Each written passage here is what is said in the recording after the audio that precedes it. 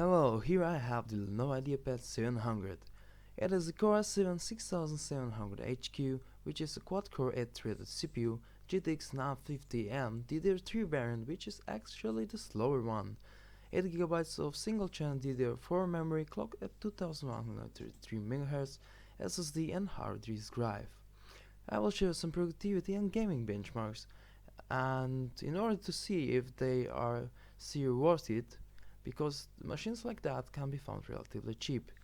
Mine has been replaced because those computers are a couple of years old and they tend to overheat.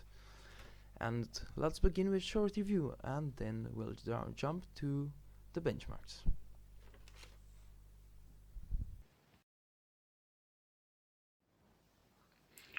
So the laptop is actually pretty thin, and it weighs only 2.3 kilograms, and there's also the power brick, which is not actually a small one, but not the big one, so medium size, medium weight, and the design of laptop still looks pretty modern for today's standards, with ventilation on the back right side of the laptop.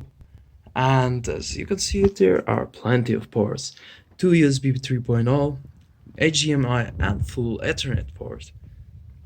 And also there are two notifications. This one is when computer is turned on or in a sleep mode like mine, so it is flashing. And the second one it turns on when you are charging your laptop. And now let's jump to the left side. And here are plenty of ports. The first one is the power connector, which is right there. And the second one is USB 2.0. Next to it, it is the SD and microSD card reader. And finally the microphone audio combo port. And this is a little bit disappointment if you ask me, because in order to plug in your headphones, you're gonna need one of these adapters. And carrying that one with you is a little absurd, since this laptop has a lot of space and they could fit both of them if you ask me, but probably that would be pricier. This laptop actually looks like.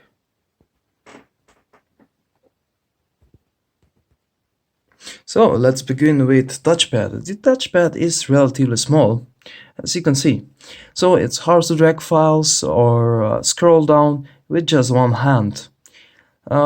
The buttons are pretty clicky, but you can only click them on the left and right bottom, and if you click more on the middle, it's sometimes hard to press the right one, and you can't of course click on the whole touchpad, just on the button as I said it. Now let's jump to the keyboard. As you can see, it's backlit and you can choose different levels of brightness. And of course the lighting is not RGB, it's just white. And that's not necessarily a bad thing. The keyboard, overall, it's pretty good and usable. And unless you type a lot, you're not gonna need the external one. And there are also two JBL speakers on the left and right, and they give a pretty good sound, so now we'll do some sound testing. The rock song at 50%.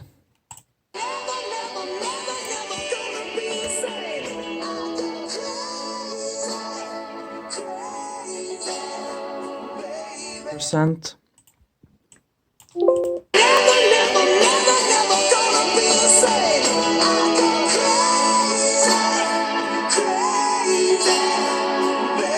%.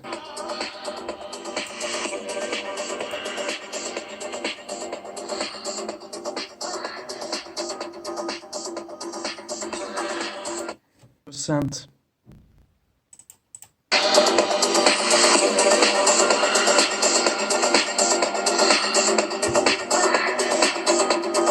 The IPS display. The viewing angles are pretty good, but the blacks could be better. They are not good, and the colors are mediocre. Just an average screen, not really impressive, but not actually bad. good enough for gaming and some movies. Actually, the maximum brightness for a screen, it is not actually very bright, so it's hard to use it in sunny days or even in a sunny room during the day. And that's the lowest brightness. It goes pretty low and it's actually very usable in the dark. It doesn't look so dark on the phone. In real life it is a bit more darker. Note that this device actually has the GTX 950 DDR3 variant, which is actually slower than the GDDR5. And it also has just 8 GB of single channel memory. So if you would add another 8 GB of RAM, that would help a lot since it would run in dual channel. Because those are used devices, the battery life varies from device to device. It depends on how much it actually has been used. On mine, the battery is actually pretty good. And that's all for the review, and now we'll jump to some synthetic and productivity benchmarks, and then we'll check some gaming.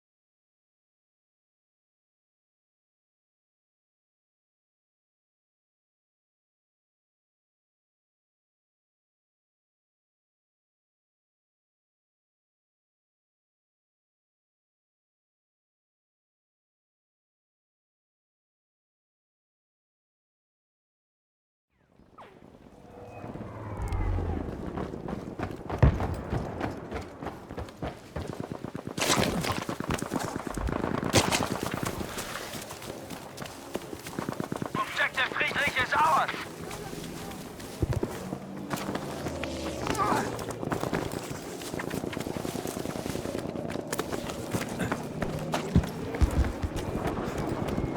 Objective Dora is ours!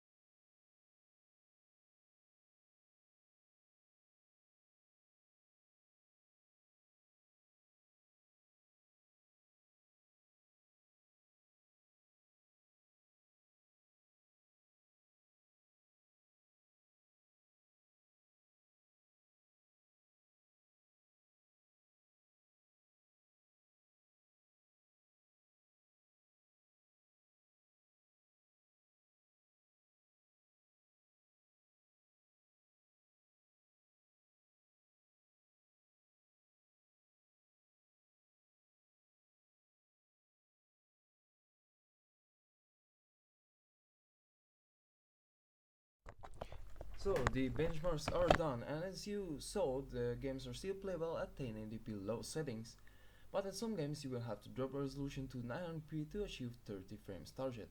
Overclocking the GPU helps a lot, and it can boost performance from 10 to 20% and make no sizeable difference between playable and unplayable. The CPU is still on the fast side, especially for daily usage like web browsing, Microsoft Office, and even for Photoshop editing. You can also edit 1080p videos without a struggle, but at 4K the CPU will struggle and the frames will drop a lot. Modern equivalent of this configuration would be the i7+gtx950m and MX150, of course with good cooling solution, otherwise that combo can be much slower than the one in my Lenovo. So are those laptops worth it? Yes, if you can find them for cheap and your main purpose is daily usage and some light gaming, otherwise you will have to search for a better GPU.